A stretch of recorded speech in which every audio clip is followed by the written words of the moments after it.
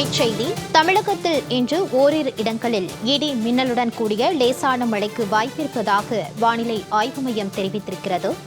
மேற்கு தொடர்ச்சி மலை மாவட்டங்கள், வட தமிழகம், புதுவை, காரைக்காலில் இன்று இடி மின்னலுடன் மழைக்கு வாய்ப்பிருப்பதாகவும் வானிலை ஆய்வு மையம் கணித்திருக்கிறது. 20 முதல் 23 வரை தமிழகம், புதுவை, காரைக்காலில் இடி மின்னலுடன் கூடிய மழைக்கு வாய்ப்பிருப்பதாகவும் கணிக்கப்பட்டிருக்கிறது. அண்மைச் செய்தியாக பார்க்கிறோம். தமிழகத்தில் இன்று இடி மின்னலுடன் கூடிய லேசான மழைக்கு வாய்ப்பிருப்பதாக வானிலை ஆய்வு மையம் கணித்திருக்கிறது. அண்மைச் செய்தியாக பார்க்கிறோம். கூடுதல் விவரங்களோடு இணைகிறார் செய்தியாளர் குணசுந்தரி. வணக்கம் குணசுந்தரி, தொடர்பான விவரம். வணக்கம் மாலதி. வட தமிழக கடலோர பகுதிகளில் கீழ்மட்ட வளிமண்டலத்தில் ஒரு பலவீனமான காற்றழுத்த தாழ்வு பாதை என்பது நிலவுகிறது. இதன் காரணமாக இன்று பல்வேறு மாவட்டங்களில் மழைக்கு வாய்ப்பிருப்பதாக சென்னை வானிலை ஆய்வு மையம் தகவல் தெரிவித்திருக்கிறது.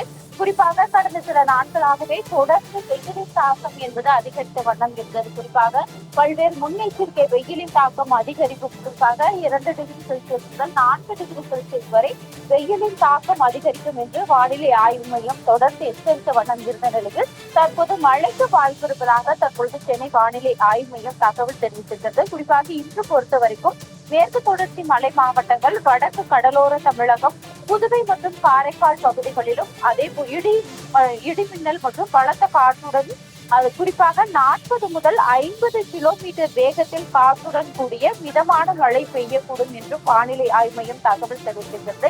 அதே போன்று 20ஆம் தேதி முதல் 23ஆம் தேதி வரையும் மழைக்கு வாய்ப்பிருப்பதாக தமிழகத்தில் ஓரிரு இடங்களிலும், அதே போன்று புதுவை மற்றும் காரைக்கால் பகுதிகளிலும் இடி மின்னலுடன் கூடிய லேசான மழைக்கு வாய்ப்பிருப்பதாகவும் தற்போது தகவல் என்பது வெளியாயிருக்கிறது. குறிப்பாக இந்த மழை என்பது பொதுமக்களுக்கு மழைக்கு வாய்ப்பு இருக்கக்கூடிய இந்த செய்தி என்பது பொதுமக்களுக்கு ஒரு மகிழ்ச்சிகரமான செய்தி என்றே கூறலாம்.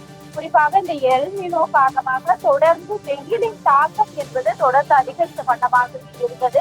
பொதுமக்களும் இந்த வெயிலின் தாக்கத்தால் கடந்த சில நாட்களாகவே மிகுந்த ஒரு அவதிக்குள்ளான நிலையில் தற்பொழுது மழைக்கு வாய்ப்பிருப்பதாக சென்னை வானிலை ஆய்வு மையம் தகவல் தெரிவித்திருக்கிறது. மாலதி, வானிலை நிலவரம் தொடர்பான கூடுதல் விவரங்களோடு இணைந்தமைக்கு நன்றி குணசுந்தரி.